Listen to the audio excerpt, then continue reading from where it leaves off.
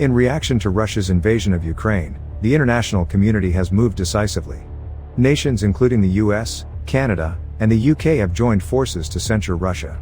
The exclusion of a few Russian banks from the Society for Worldwide Interbank Financial Telecommunications System is among their most important actions. An essential tool for global financial transactions is SWIFT. Additionally, the goal of this action is to exert economic pressure on the Russian government in an effort to halt its military presence in Ukraine and bring an end to the conflict. One of the most important developments in the ongoing campaign to economically isolate and destabilize Russia is the decision to bar these banks from the SWIFT system. And now, Russia and Iran have joined forces and made public their crazy grand scheme to undermine US sanctions. The industry standard is provided by Belgian-based financial services firm SWIFT. According to the group, more than 11,000 organizations from more than 200 nations have transacted financial business using the system. You see, an estimated 42 million communications are transmitted every day using SWIFT. Additionally, Sberbank, the biggest bank in Russia, was one of the institutions the EU chose not to allow into SWIFT. The intention was to economically isolate Russia in order to prevent the Kremlin from financing its military incursion into Ukraine. Furthermore, banks must now communicate directly with one another, which adds to the expenses and delays and finally stops the Russian government from getting paid. Now, when the nation annexed Crimea in 2014, it was earlier threatened with expulsion from SWIFT. According to the Russian government, this action qualifies as an act of war. Though the proposal was abandoned by Western partners, the threat forced Russia to build its own simple cross-border transmission system. The System for Transfer of Financial Messages is the name of the system that takes the place of SWIFT. It is said that India is considering a proposal from Russia to use SPFS for ruble payments, despite the fact that relatively few other countries do.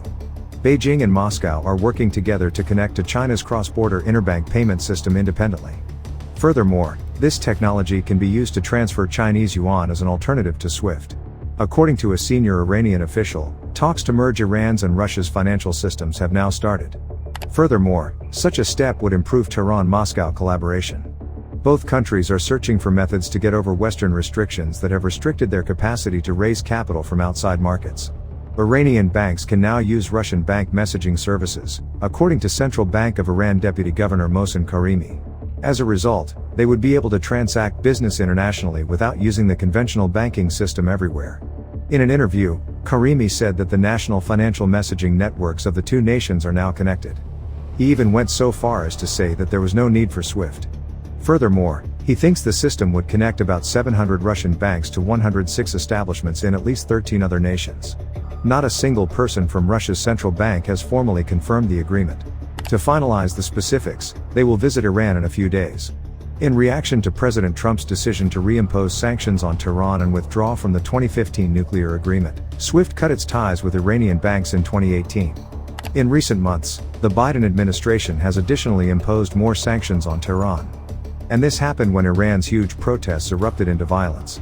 Former U.S. federal prosecutor Michael Parker claims that two pariah countries are attempting to work together to combat a common threat. He also said that when state actors are moved from the center to the perimeter, it is only natural for them to come across one another. Furthermore, the merging of banking networks raises the possibility that Russia and Iran are solidifying their alliance of convenience. Concern over a full-fledged defense relationship between Russia and Iran's armed forces was voiced by the Biden administration last year. Tehran and Moscow might share knowledge about how to get over sanctions if they connected their banking systems. According to Parker, the plans are tailored to two separate perceived dangers and are therefore not necessarily applicable to the monetary systems of both countries. Some have referred to the economic sanctions placed on Russia as the worst in history, which have hurt the country's economy and impeded post-Soviet aspirations to modernize along Western lines. Parallel to this, the sanctions have severely damaged Iran's ability to access foreign markets.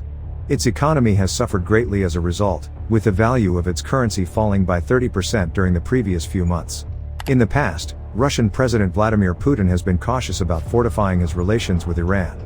However, since his conflict with Ukraine has closed off Russia from Western markets, his calculations have changed.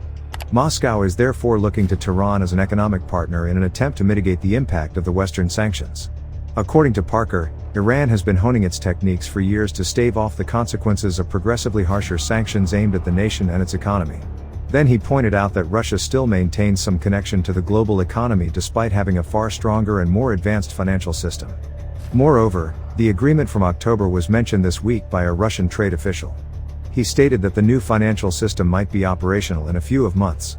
Alexander Berzhnikov, executive director of the Russian Association of the Crypto Industry and Blockchain, announced earlier this month that his group was working with Iran to launch a common cryptocurrency.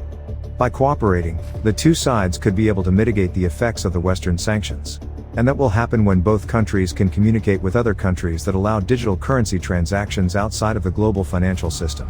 The U.S. sent its senior sanctions officer to Turkey and the Middle East last week.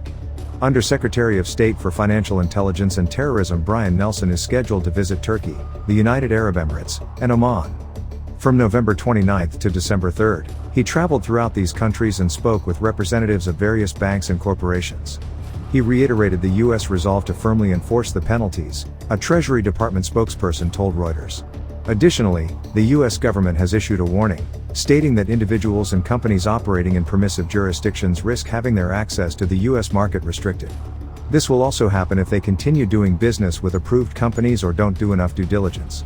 During his tour, Nelson also raised the issue of Iran's evasion of sanctions, even if it seems that the main objective of the trip is to persuade Turkey to abide by the sanctions imposed on Russia. Iran is allegedly using regional middlemen to get around international sanctions on its banking and oil sales operations. The smuggling of dollars from Iraq to Iran is the most recent example of this, and it has prompted an investigation by the U.S. into all dollar transactions done by Iraqi organizations.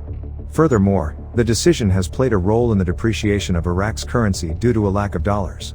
Nelson also cautioned Turkish businesses and financial institutions against sending technologies that may be used by Russia's military or have dual uses. In fact, Russia is demonstrating that it can and will succeed in the absence of the West. And evidence of this is the recent agreement with Iran to stop using SWIFT. What are your thoughts on Russia and Iran plan to destroy Western sanctions? Let me know down below. If you want to continue to learn about business investing and financial education, we have got this video waiting on the screen for you to check out. Don't forget to give this video a like and subscribe for more videos like this. Thank you so much for watching, and I'll see you in the next one.